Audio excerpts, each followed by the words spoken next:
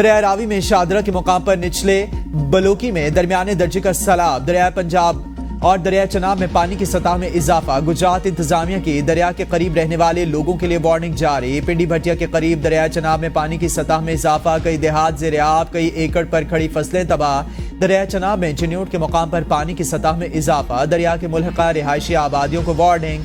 Flood relief camps लगा दिए गए। सरगोदा की तहसील कोट मोमिन में इंतजामिया हाई अलर्ट। 2,50,000 क्यूसिक का बड़ा रेला गुजरने का खदशा।